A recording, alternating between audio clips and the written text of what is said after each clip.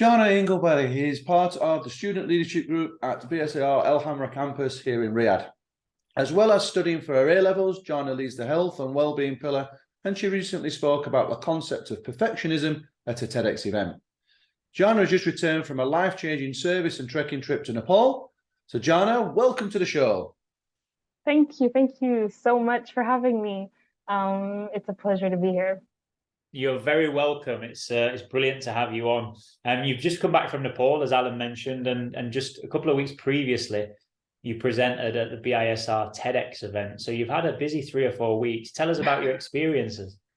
So Nepal, which is the main one, it was amazing. The experience, I've never felt, I've never had it before, and it's one of my favorite parts of it was getting to know the people and seeing the people there. The Nepalese people are honestly the kindest people I have ever come across, like every single one of them.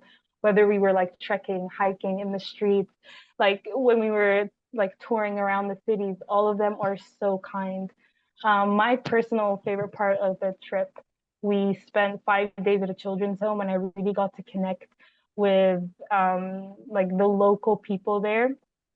It was so sad when we had to leave, but that was personally my favorite part of the trip.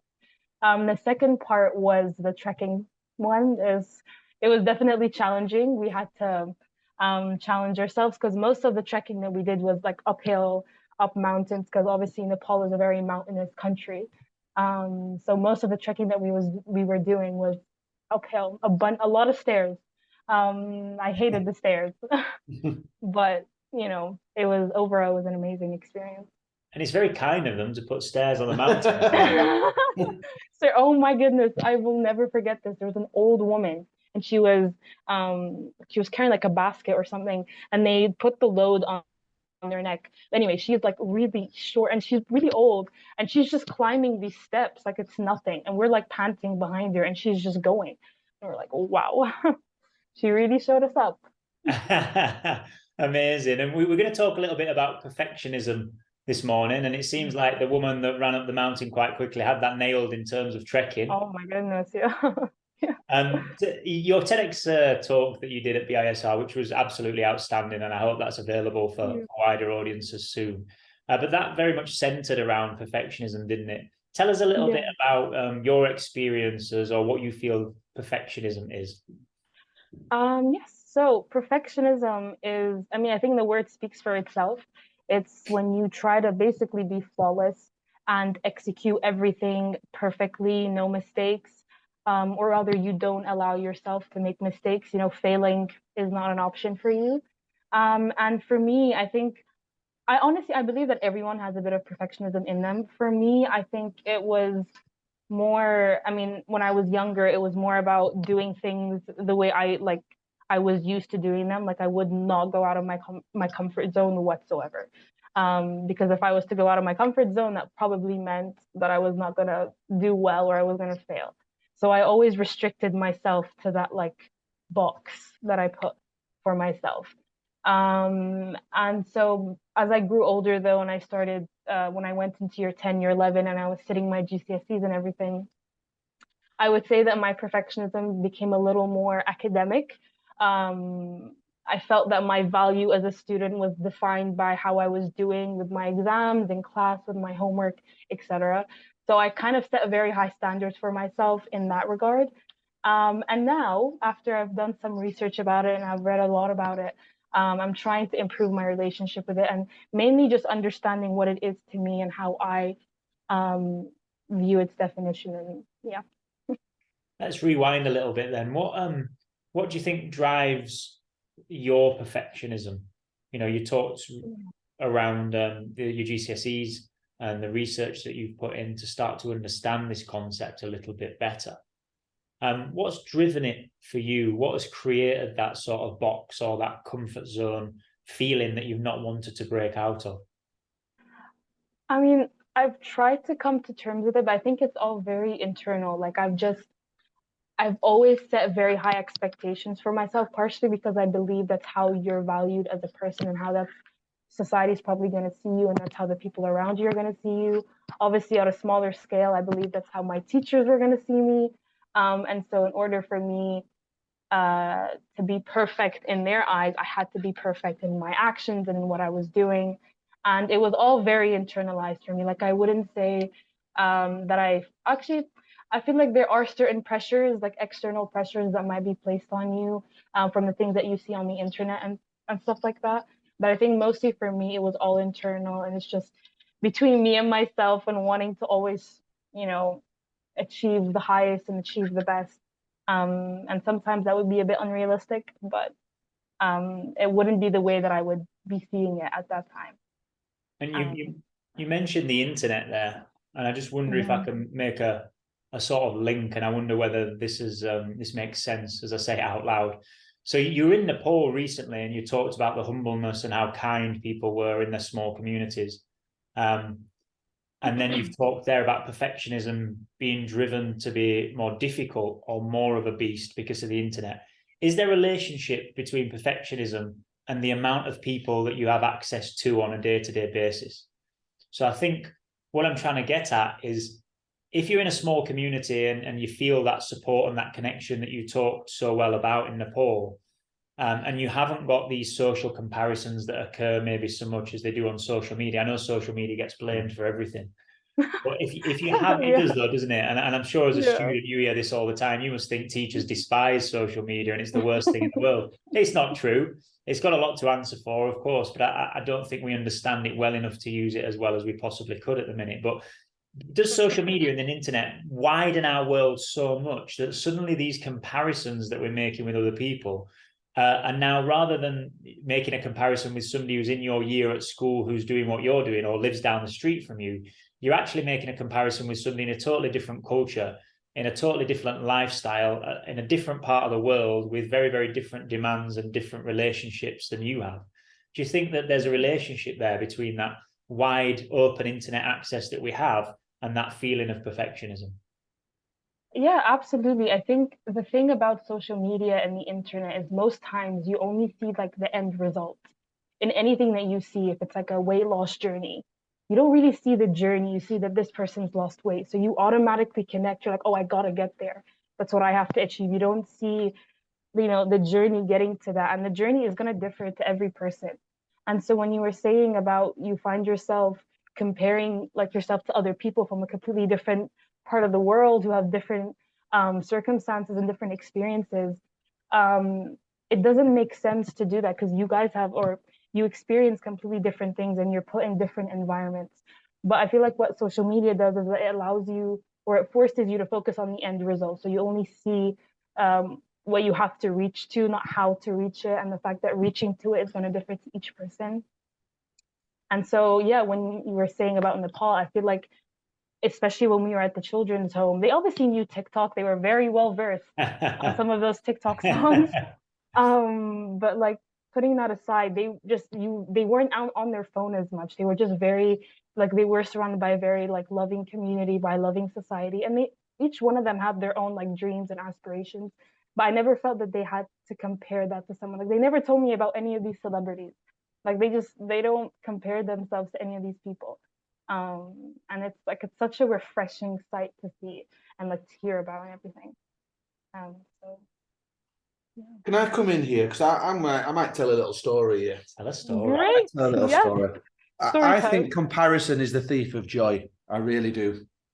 And I was just writing some notes and I thought, well, I did fairly well in my not particularly great school that I went to in a tough part of Sheffield in the United Kingdom. I thought I've done all right. I've got decent academic results for that particular school. So my comparison area was fairly limited in that sense. And then I remember going into sixth form college. I didn't stay at school to do A levels. I went to the college down the road. And suddenly I'm seeing people from all over the city who I then perceived to be far more academic than me. My pool had then widened. And I'm like, oh, I'm just now out of my comfort zone and I'm not feeling that great about myself. Didn't particularly enjoy A levels, I must admit. Got through them, but didn't do probably as well as what I could have done because I didn't really feel a sense of belonging, which we'll come on to a bit later on as well. You then go to university, the pool's got even wider, and it's got more academic because there's obviously things you have to do to get to that situation. So every step up, you've got that fear of that perfectionism going the negative side, of that fear of failure and that imposter syndrome that we've often talked about. Then you start work and you're with incredibly talented people and you're feeling even more inferiority. And that's the journey that you can go on. And I think that yourself as a young adult, you're on the start of your journey of perfectionism. Lucky you, John. You've got all that to look forward to. And it is all about perspective. And then you sort of get into, I'm in my mid-40s now, and it's only really now I've started to realize that, yes, comparison is the thief of joy, and accepting mistakes and accepting that, you know what, just give it a go, and it's okay to make that. It's okay to make them errors. No one's going to particularly judge you on it. And it is that journey, and it's that particular journey that is tough, and it's not easy. And if you relate that to your experiences there on that Nepal trip, and at the start, you must have found that trekking incredibly hard compared to that little old lady who's lived in that area, who is mountain fit, who's used to working at altitude. It's a really good comparison point. So what it comes down to here is its life experience. And as a young adult, how do you best prepare yourself for that journey I've just sort of explained, probably quite badly, but there's my inferiority complex coming out.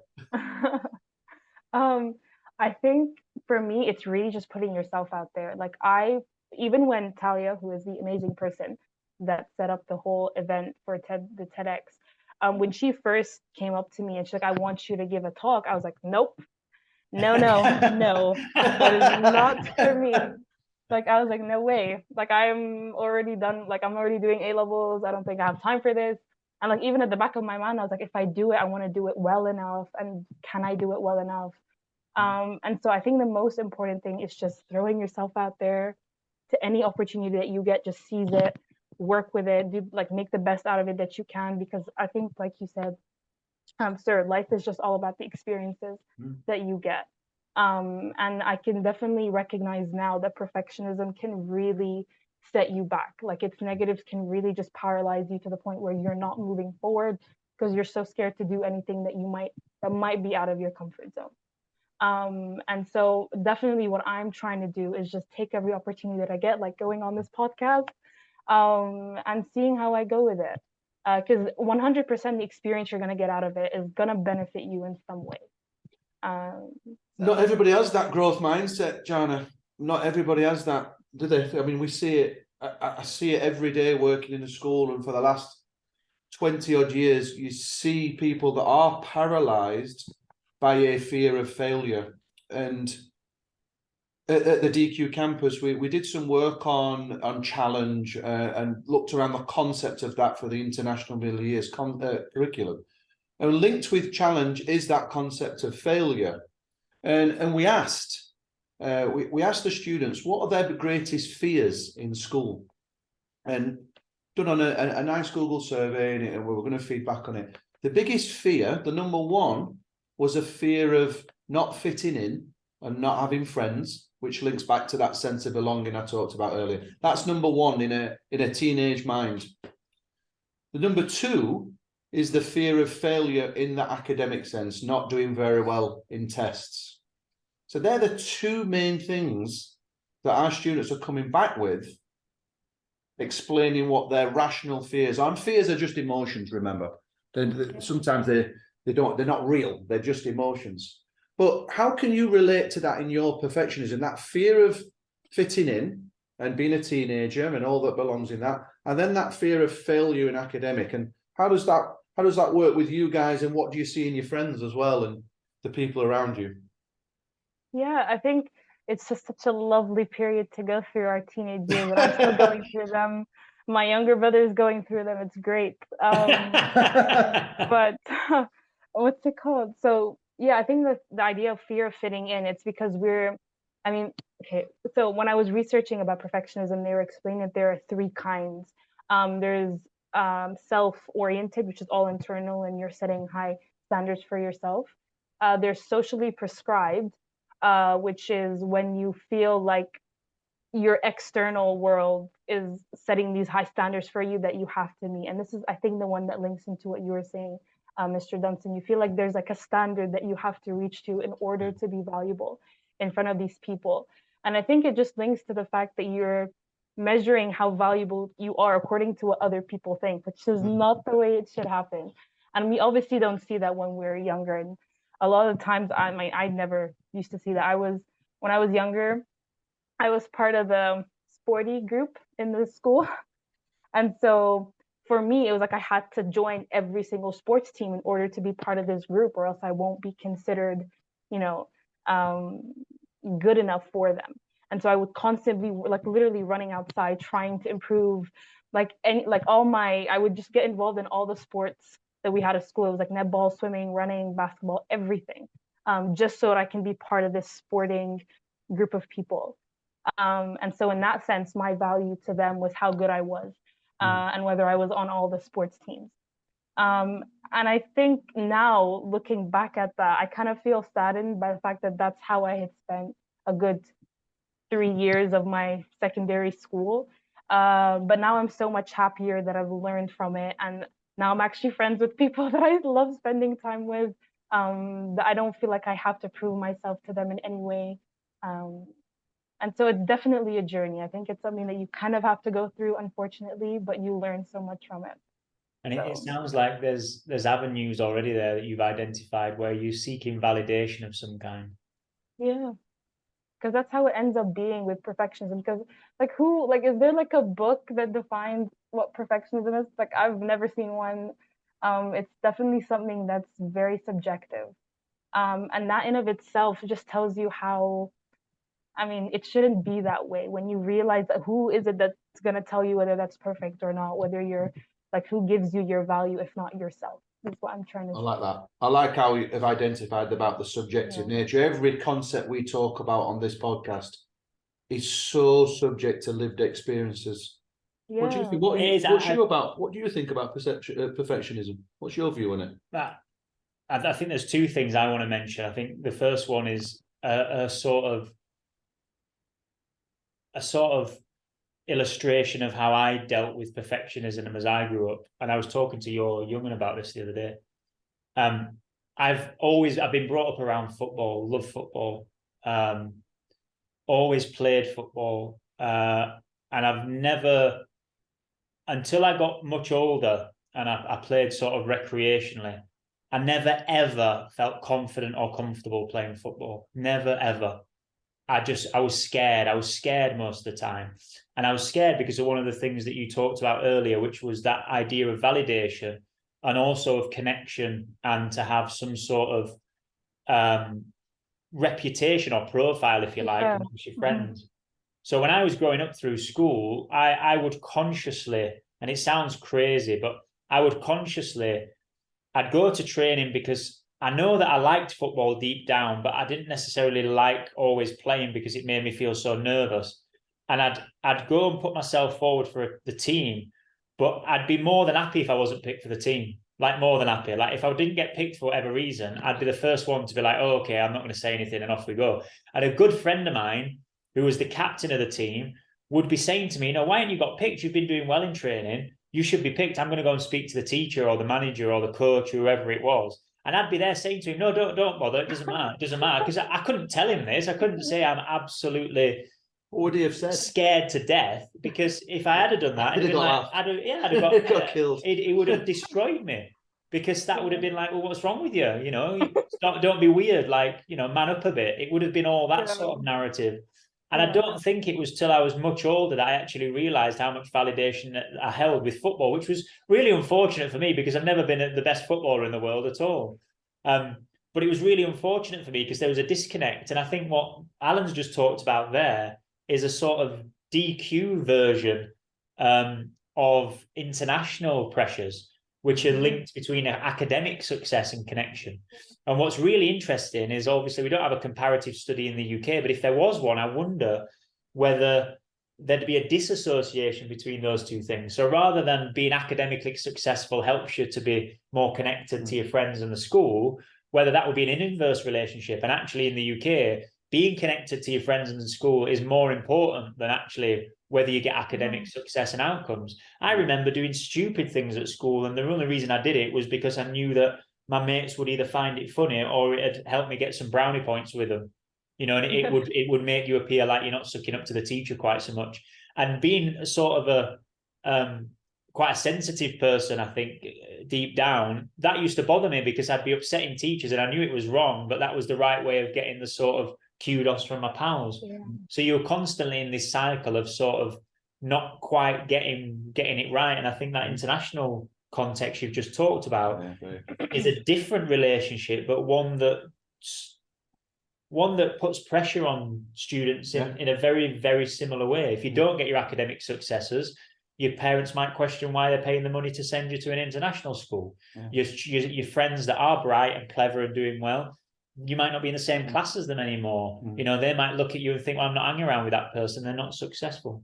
Do you feel the pressures, Jana, in from a parental perspective? Because Lewis is a new parent now, and we can say to our podcast listeners, massive congratulations.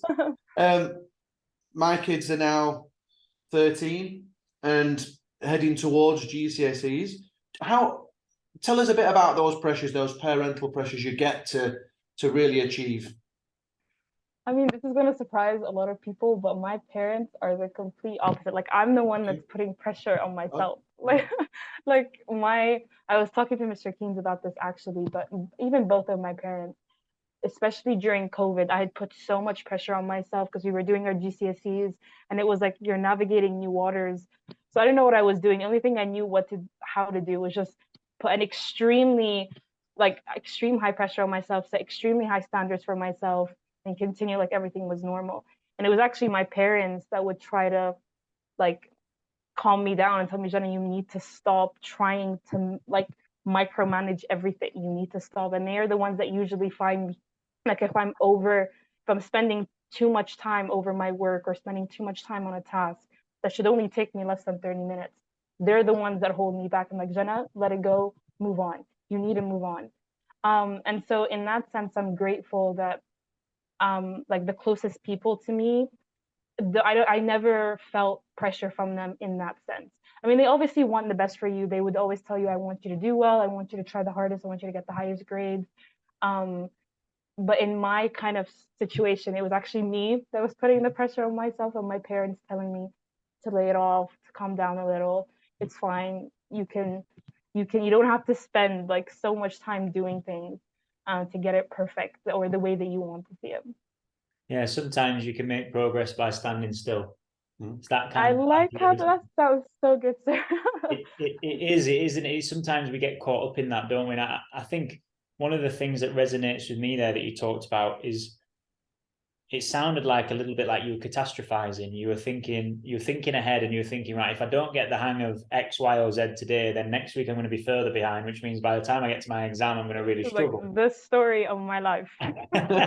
So I wonder whether there's a message in all that that's incredibly simple but very hard to do, where we just to be present, isn't it? To be present in what you're doing and consumed in what you're doing and concentrating and at peace with what you're doing in the moment, to allow those things in the future to sort of work themselves out. And I don't mean that in a sort of learned helplessness way and a way of sort of fate of, well, what will be, what's the point in trying? Everything works out for a reason. You know, I don't think I sign up to that. But the idea of if I'm doing what I should be doing today and I've got some sort of roadmap and I'm making progress today, or I'm trying my best today, that's all I can do for now. And I work at that and I do what I can in the moment, and then we plan ahead and we go again next time. Yeah, and I think that links into an earlier conversation, sir, we had like early in the year when I was having a bit of a breakdown about one of my subjects. But I remember you told me to focus on what I can control in the moment and what I do have control over. And I think that's one of the ways that you can kind of try to moderate your perfectionism, is recognizing the few little limited things that you do have full control over and focus on that things, and just let whatever happens after that happen. Like, it's not the time to worry about it, and just focusing on the things that you can control now in the moment, and doing the best that you can with those, and then letting the rest unravel the way it does. Does this come back to aspirations here, Jana? I mean, you said you've not got too many parental pressures there. Tell us a bit about then where you want to go, and then what steps do you then put in place towards that? Because you are doing very well, you are successful as a student, you're a student leader. Where does that go? Where do you go from there? So I mean, I personally don't even know yet fully. Like, I have a rough idea in my head, but it's like, is that really what I'm going to do? So I know that I want to do something in the political field. That's what I'm most interested about. Where does that come from, though? Where's that drive to that subject actually come from? Is it from lived experiences, from parents, something you want to do yourself? Where's those aspirations come from? Definitely not from my family, sir. My family hates politics. There's a saying that's like, oh, it's either the parents love politics and their kids hate it, or the kids love politics and their parents hate it. I think for politics, it's just understanding the different institutions around you. Like, for me, if I'm going to go into this world with a bunch of different organizations, different institutions, so many things, I want to try understand how they work. I want to try understand what world I'm going into. And obviously I've been part of MUN for a while. I was actually I started in year 7. And so that kind of kickstarted my interest in understanding different political issues, different controversial topics, etc. And from another kind of perspective, I recognize that in politics there's like an aspect of helping people out. Like, I told my mom, I was like, I want to work in the government in Egypt. And she was like, wow. Interesting choice. And I was like, yeah, 100%, because I feel like that's how you help the people. And I'd like to say that I'm a bit of a people person. And so I find that politics is something that's going to get me to that place, or to that specific field. I don't know how it's going to go. I don't know if I might end up changing completely when I get to university, inshallah. But that's like, as of now, that's kind of the direction that I want to go to. So hopefully it works out. To take it back to controllables, then, what are you trying to control at the minute that will allow that to be a possibility as you move through university year? Yeah. So definitely trying to just know the best that I can and do the best that I can, like reading up on the things that I'm interested in. Like, that's one of the most important things that I'm trying to work on. Because again, I think that links into perfectionism. Like, for me, I was like, if I'm gonna, for example, specialize in a specific a part of politics, I need to be really well versed in it. I need to like do really well in it. And so, I mean, that's not wrong to have that kind of aspiration, but it's like, I'm trying to work towards just understanding what it is that I'm really interested in, what it is I really want to go into, and reading up on it. And like, even when going back to the TED Talk thing, when Talia first told me about it, my immediate instinct was no. But like, at the back of my mind, I was like, if I'm gonna do politics, I'm gonna have to learn how to public speak, how to put myself out there, how to talk about things that I feel really passionate about. So you know what? Do it. It's definitely something that you're gonna learn from, and you're gonna definitely need. That's a great way of looking at getting out of your comfort zone, is to think, well, what is my end game? And then working back from there. And just like you've done, if you've got a chance to do a TED Talk, and I mean, it's something that me might look at in the future. We've not done one, by the way. And our colleague who's been on the podcast, Phil, he got up there and did a lovely speech. And I was thinking, like, what could I do if I was going to go up there? And I was just whirring through my mind all the time, and trying to find a topic where you can go and speak about with passion, but also with that knowledge. And that links back to being a politician. And I would just some questions forming there is, who do you see as, which politician do you see in the world that has the values and characteristics that you want to display? Because they often got a bad rep, but there's, for all the bad ones, I bet there's millions of really good politicians working behind the scenes that are influencing policy and in it for helping people, as you've just suggested. But then at what point does that perfectionism make that look a little bit less like the other way? So Oh my goodness. tell us who you admire in politics and why. I mean, definitely, yeah, politicians get such a bad rep. Like, I feel like Yeah. if you mention the word politician, like, I don't even know if I want to be a politician. Like, I Yeah. don't know if I might just work in the government as like a Yeah. minister or something. I don't know. But yeah, definitely politicians, especially from the place that I come from, like, it's like a bad thing to be. But it's like, oh, I'm the first person that's coming in my head is actually the Egyptian president, like in the 50s. I think his name was Gamal Abdel Nasser. Although now some people don't necessarily have a very good like view of him, what I admired about him is the fact that he had been able to unite the country at a time where they were under kind of colonial rule, not really colonial rule, but it was like there was a king in Egypt, and he was kind of like a British, not a British puppet, but it was overseen by the British monarchy.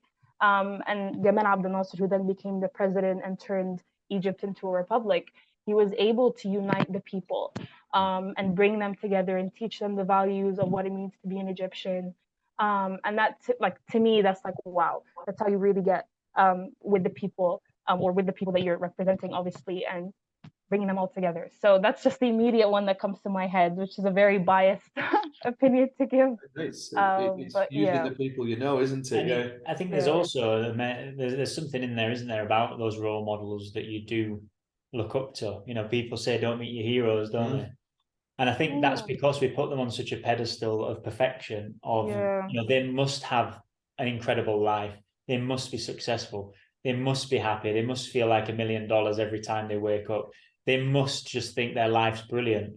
You know, in all reality, it doesn't matter where you are and what you're doing in life. There's going to be somebody who's worse off, who's probably quite envious of the life you've got, whether that's because of shelter and food and basics, or whether that's because of the opportunity you've got, or the friends you've got, or the access to financial resources that you've got. So how important is being sort of your own person with perfectionism, Jana? And rather than pinning who you are on a role model and saying, right, I want to aspire to be that person, how is it important that you develop yourself through that time? I think we touched upon this before, but given the fact that perfectionism is like so subjective, it just makes it even more urgent, the fact that you have to just focus on yourself. Like, it's when you, especially Mr. Dunson, when you were saying about that journey, when you start off at school and then you go to uni and you're met with a more academically, like, superior group of people, and then you go to work, I think that can become very toxic for you. Yeah. If what you're setting for yourself, like a standard according to the people that you see, because it's never going to end. You're always Yeah. going to meet better people. And like, if you ask a perfectionist, they'll tell you can always be better, you can always be stronger, faster, smarter. And so in that sense, the superlatives are never ever going to end. So I think it's just recognizing that it's you and yourself. It's a journey between you and yourself, and recognizing what you want to achieve. And really, like, I mean, some teachers, or some, sorry, not some teachers, some people will tell you It's that, all you know, right, you can bash us, Jana, it's fine, carry on. What's it called? So some people will tell you that competition is a good thing and you should compare yourself, because that's what kind of motivates you to do better. But that can also, like, it can be blown out of proportion so easily, and you can start to really hate yourself for not being as good as someone else. Yeah. And so I think it's really just important to understand that this is a journey between you and yourself, and it's between what you want to achieve, and seizing every opportunity that you get in order to achieve it, and just not worrying about what people are going to think, because, like, in the end, this is your life, right? So if you're going to go live your life according to how other people see it, it's a bit of a waste. You're completely right. And there's significant links here to something you've probably read about and heard about, called imposter syndrome. Mm-hmm. I mean, there's a lot of studies and a lot of work on podcasts at the moment saying that the actual using the word syndrome at the end is wrong, and it shouldn't be categorized as a disease. It's a perception, it's a feeling, it's perceived fraudulence, it's feelings of self-doubt, it's that feeling of personal incompetence that persists despite your education, your experiences, and your accomplishments. So it's a feeling, and it's horrible because we've all suffered from it. We've talked about this before at length. And it's that feeling where you don't actually belong somewhere, where you're thinking, what am I actually doing here? So when you went up onto that stage with TedX, I'm sure maybe that you had that feeling when the lights are coming on and it's in your face and the banners are all being, I think, what on earth am I doing here? And if I do one, John, I'll be having those same feelings, don't get me wrong. But what we've sort of worked out through our journey is, but that's okay to have that, because it actually makes you perform better, because you think, well, I've not arrived, I'm not the be all and end all. It's important I have a self-check on myself. If I'm feeling I'm not good enough, I'm going to put the work in to make sure I am. And you've talked about that. And what we've also realized in sort of leadership is that it's okay for people to be better than you, more intelligent than you, to be able to do jobs better, because the art of leadership is then getting them to do the jobs better than what you would. And I think that does take time. It really does. Just give us a bit of that story of what it actually feels like from a young person when you have those feelings of imposter syndrome. Honestly, it's such a valuable lesson as well. I mean, I remember, okay, this is gonna sound so bad, but before like I went on stage, I was like, you know what? It's not like they're gonna remember what you're gonna say. Just say what you want to say. Like this is like really deep down. I was like, you know what? If worst case scenario, they don't remember what you say, and you just go out there and you just talk for like a good 10 minutes and you're done. Which is obviously not what it's supposed to be. You're supposed to think about the meaning that you're giving. But I think, like you said, it's a very valuable thing that you have to come to terms with. You're never going to be the best at everything. It's just not possible. That's why perfectionism or being perfect is not, it's a myth. It doesn't exist. And that's why I've learned to redefine it as persistence. Because with perfectionism, you're basically told that you can't fail. And as soon as you fail, you get all those negative feelings about yourself, about the people around you. And it's like really like saddening. Whilst persistence, on the other hand, it teaches you that you can fail. You can still get to that end goal of doing what you want to do, but you can fail and that's fine, but you learn from them and you work just that bit harder to get there.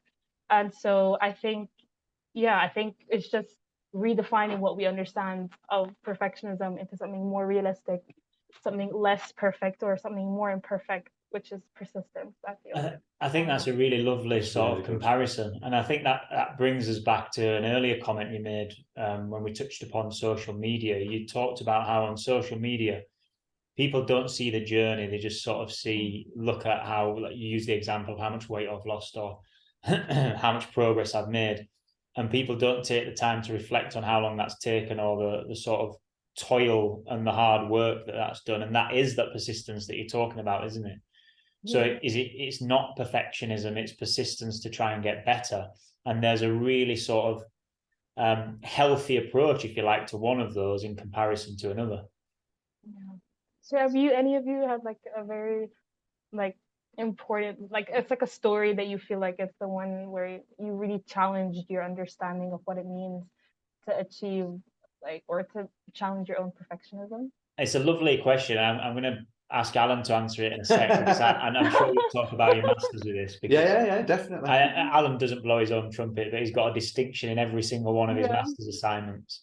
And the amount of time and effort he spends on those alongside a full-time job is incredible. And to be learning in that way in your mid-40s is admirable as well. My sort of example is a little bit lesser and maybe a bit more colloquial, but it probably comes back to this idea of being present. I've been fortunate enough, if you like, to be asked to speak at a number of different weddings of friends. I've been a best man at a wedding, and it's wonderful. And when you get that request of, I'd like to be my best man, or I'd like you to do a speech at my wedding, or can you say a few words? You're never going to turn around and be like, well, actually, no, I don't fancy that. It's not going to happen. You're going to say yes, and you do say yes. And at the time when it's a date, they'll say, oh, it's in July next year. You think, brilliant. Yeah, of course I'll do it. You don't think twice. And then you don't even think July next year is ever going to come around. You think to yourself, well, that's miles away. I'm never going to get to July next year. And then as you get towards April and May, you're thinking, oh, July's pretty close, and you can feel your hands my hands are getting clammy now, just thinking about it. You feel your hands getting clammy, and then you're about a month out and you've not really written anything down. And all you can think of when you get home from work is, I probably need to write a few bits down for this speech. What's it going to be like? And then you Google speeches on the internet. We're going back to the internet again. Worst thing you can possibly do, because there's people there on guitars with songs that they've written themselves. There's people there with massive overblown gestures and like dancers that include 35 people, and you think, I ain't got time to do all that. I've left it too late. And like there's hairs standing up on the back of my neck as I'm discussing it now. So you're there, you've got a month left and you've written nothing. So you start writing a few bits down, and then you're bouncing your ideas off your wife or your mate. And you think to yourself, well, I want to be sincere, but I want to be funny. So then you start looking at funny wedding speeches online, and some of the things that they're doing and the practical jokes that they're doing, or the people that they've sort of roped in the audience to do it. You think to yourself, well, I ain't got time to do that because there's only 2 weeks to their wedding now and I've not told anyone about it. So you're flapping and you're thinking, I need to do something really good, but I also know that I've left it too late because I never thought July this year would ever come around. And now you're thinking to yourself, right, I've got a week. What am I going to do with this week? And you write something and you're half happy with it, but because there's a deadline, it almost stops you being that perfectionist because you can't go any further. There's an ultimate end to it. So you turn up for the wedding and it takes ages, doesn't it, the wedding? Because all you can think about is your speech, and you're like, oh my God, this is tedious. Just get married so I can get this speech out of the way. and people are getting married and they're having photos, and you're like, can we just hurry up with the photos because I want to get this speech and I can enjoy the rest of the evening? But no one cares about that. They think you're really enjoying the whole thing. And then you go and have your dinner, and like there's people, and it takes forever. The dinner takes about 3 hours, and everybody's pushing like their food around their plate, and you're thinking, come on, just hurry up and eat your dinner, and then I can do my speech and then I can relax. And you're smiling through the whole process. And obviously no one's worried about you and your speech because that's your problem and absolutely no one else's. And then they start the speeches and you think, great, I'm up in a minute, but there's 3 speeches before you. So then you're watching those speeches thinking, oh my God, these are really good. Mine's going to be rubbish in comparison to it. So it's getting worse and worse. Then you go up there, your hands are clammy and sweating. Microphone doesn't work, so there's a little bit more of a delay. And you're thinking, just swallow me up now. Yeah. Just swallow me up and let me finish. It's horrible. And then you actually finally start. And about a minute or 2 in, you relax and you're like, actually, this is really nice. There's a lot of people here that want me to do well. There's people here I really care about. And it all isn't maybe as bad as you think it is because you're in it and you're doing it. And that persistence, whatever it looks like, whether it's because you're organized or you're absolutely terrible and you've left it to the last minute, it'll pay off in that moment, won't it? If you're present in that moment and you can pull yourself into that moment and give it everything you've got. And then after, you just have no energy left whatsoever because all that emotion and adrenaline's worn out of you, and people come up and be like, oh, thanks for your words, and you're thinking, thank God that's over. I am so delighted that that's done and I don't have to do that until the person the next week asks you to do something as well. And again, it's lovely, isn't it? Because it is such a privilege to be asked to do something like that. But maybe I've over-egged it or I've exaggerated it, but that's sometimes how it feels. You feel like you've got expectations to meet. You've got a connection and some sort of belonging that's connecting that sort of speech or that example that pulls you towards these people, and they have expectations, and you don't want to mess that up because then you don't want them to think ill of you. And you also, coming back to your sort of intrinsic, I think you called it self-orientated perfectionism, you've also got your own barometer where you think to yourself, well, I know I could make a good job of this and I want to make a good job of it. And I'm sure you felt this with your master's assignments, I'm sure you've been through every emotion possible in the last 2 or 3 years. So Alan started his master's in COVID, and you got loads of time in COVID. That's a big step. In COVID. But it comes back to fear. All what you've described there. Very much. And we use an acronym. We've talked about this with Andy, didn't we? Andy Vasily. Yes. False expectations appearing real. That's what fear stands for. Wow. And as you've just said, when you did it, it was all right, but it was the build-up. The build-up just is carnage, isn't it? The journey. It's horrible, you just want it now. You want the urgency. You want it to just be delivered. And that's a bit of sort of the journey when I've always wanted to do a master's ever since going through university, and I knew I was capable. And I would say I'm pretty decent at putting an essay together, and I love learning. But my background didn't necessarily facilitate that. We could not go into a great school and so on. So I always wanted to do one, and then life got in the way. And then it got to a point where I never thought I was actually then good enough to be able to do one. And I kept putting it off. I had kids, etc., etc. Never was a right time. When effectively there's never a right time to do anything. Yeah, I was just gonna say, like, you just got to do it. So yeah. it was COVID, and the fact that we set up the podcast, we were speaking to people all over the world and really reflecting on our practice and where we were in our lives, that I thought, you know what, sack it, I'm just going to do it. Yes. And then I've literally just finishing now, and it's been an incredible journey. But yeah, every assignment I thought about, I haven't done very well, I ain't done well. And then yeah, distinction, whatever. I don't like blowing my own trumpet, but I've done very well. But I've grafted, so that end product hopefully will be very good. But I have worked for it. It's not like it's an easy journey. It's been really hard, worthwhile. But is that persistence that you talk about? That's what's made me get through it. It wasn't the perfectionism of thinking it's just an outcome. It's completely about the journey on the way to get to that outcome. So yeah, it's a nice little 2 years condensed into sort of 2 minutes of speaking right there. But persistence, resilience, if we want to use that buzzword, just a willingness to work hard when you don't even feel like working hard. For me, it's showing up when you don't want to show up. And then the value you have for that, I imagine, is much higher now. Oh, so if your masters was easy and you sort of sailed through it and it took you 2 weeks, you wouldn't have the same value on that, would you? Completely. Going back to exactly what you said earlier, Jana, it is. There's a song in there. It's the climb, is it? Cheesy.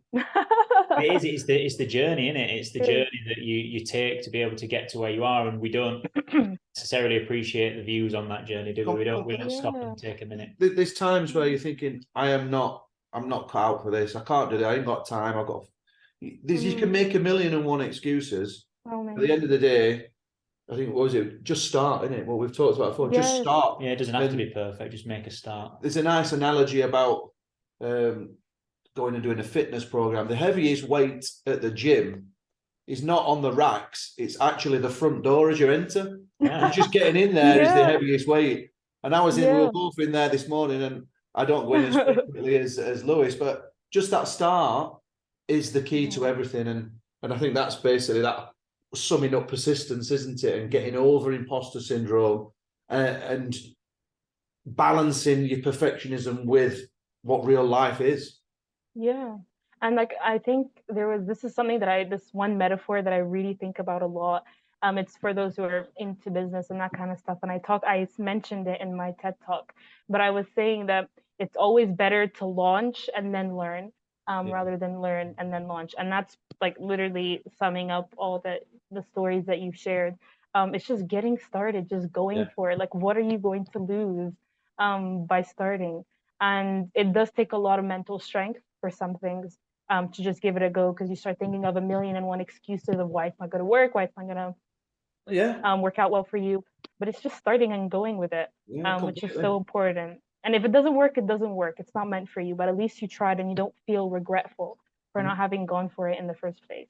Well, haven't these phone companies made a sort of business out of just going update? If they'd have just launched the perfect product, it would never come out, would it? You'd be waiting for your Apple 12 for the 12 years. It's just put it out there, see what happens. There's a few bugs on it, right? We'll make an update. Next one, and it never used to be like that. It didn't feel as if it was like that. It was launch a perfect product and it's out there. Now it is what you just talked about, and I love that expression, that better to launch and learn. Really cool it is, expression. And also that things change in time. My granddad always used to have a quote. He always used to say, "There's only 2 weeks between a good and a bad haircut." I think that's absolutely exceptional. You're like, you can make a mistake, but a couple of weeks later, it's forgotten about. It's something else has grown through and took its place, and it just doesn't matter. It's like the old sort of today's news is tomorrow's chip shop paper, isn't it? Completely. So it's those ideas that everything is impermanent. And I really enjoy how this conversation has gone from perfectionism to this idea of sort of persistence and impermanence and embracing change and enjoying the journey as we go. That's what it is. Yeah. I really enjoyed it. And we're going to wind down a little bit now, John. We're going to ask you a few quick fire questions. Sure. All right. Are you ready? Yes. You go first, Alan. Okay, I mean, you've touched upon a leader earlier that you really admire, but can you give us 3 people, dead or alive, that you'd love to go and share some time with, maybe at the side of the pool or go out for a meal? Someone you'd like to spend some time with and maybe learn from on your little journey you're on. I don't want to give a political answer. I don't want to do that. But I feel like I am going to give a political answer. I mean, this is coming from one of my all-time favorite books, the autobiography of Malcolm X. I would love to just have like a sit down with this person and understand his whole journey. That book is honestly, it's to this day my favorite book, and I read it in our first year in lockdown, and it's just so, it was such an amazing story, and it obviously gave you a bit of an insight into how America was, you know, in the 50s and the 60s. But it was such a personal story for him, and it was such a like, because I've never, before that, I'd never really heard about him much. Like, I knew that he was in the political field and that kind of thing, but I didn't really know who he was, or I knew more about like Martin Luther King. But after reading it, I would just love to ask him so many questions, because the amount of mental strength that he must have had to go through his life the way that he did is just really inspirational for me. So Okay. that's one person. I honestly can't think of any other people.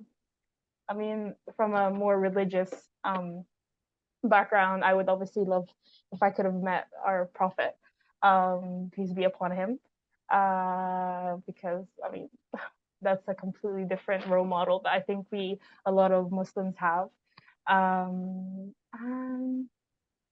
yeah, I can't think of a third person. I'm so sorry. That's all right. What questions would you ask the both of them if you had that chance?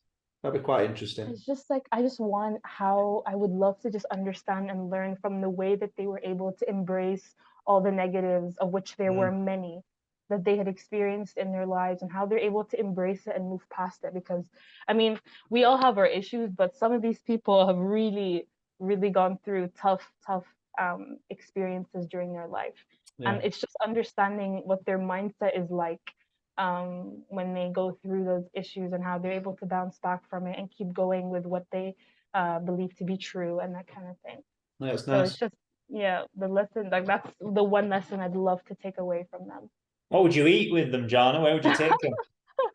I think it'd be up to them. If I'm bringing them back, I think I would be taking them out, and they would be the ones telling me where they wanted to eat. Where would they choose, do you think? What do you think they'd be up for? Oh, I have no idea. Probably like some new like cuisine, like I don't know, like I don't know, ice cream maybe. I feel like no, those deep conversations, no. Those deep conversations need like a good sit down. So I think it'd be a nice iftar buffet. Yeah, wouldn't it? Yeah. Yes. Be really nice. Do you Jana, two have any? if you had a billboard by the side of a major highway, we'll say in Egypt, shall we? Yeah. So you're a politician, you have a billboard in Egypt. The ring road going round near the pyramids. Yeah, that ring road near the pyramids where KFC is. You know the one, near the Sphinx. What would be on the billboard that you had on that road? What's it called? Just an interesting like thing. KFC in Nepal, by the way, stands for Kathmandu fried chicken. No way. Excellent. Yep. Because like fresh we saw as well. Yeah, fresh. And all the KFC. Same logo, different logo. It's I think it's the same logo, but I think it's kind of, you could tell it's like an off-brand, but like all the people got so excited. They're like, "Oh my God, there's KFC."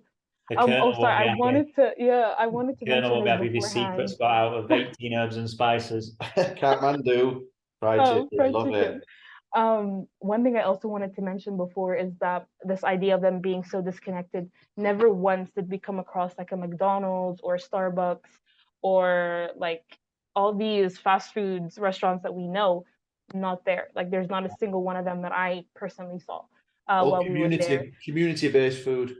Yeah, all community-based food, and it's so refreshing to see that kind of thing. You're not constantly surrounded by all these like not high end, because It's just branding, isn't it? It's Western, yeah, multinational company brands. yeah, exactly. And so it was nice to kind of really get involved with the local kind of food and restaurants that were there.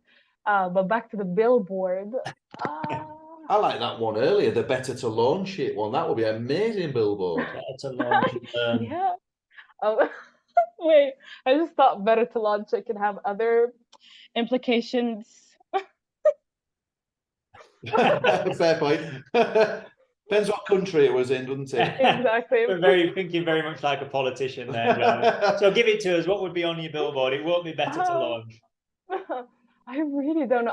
I definitely not anything of like my face. The idea of having my face enlarged like by a multiple of like 1,000 is not my idea for a nice billboard.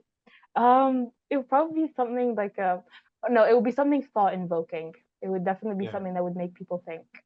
So anything that either like a certain question or like a puzzle or something, it's something that would like cause people to stop and think about what they've seen. Yeah. Hopefully they'll pull over safely. There was some amazing. Yeah, I was about to say they're not driving the car.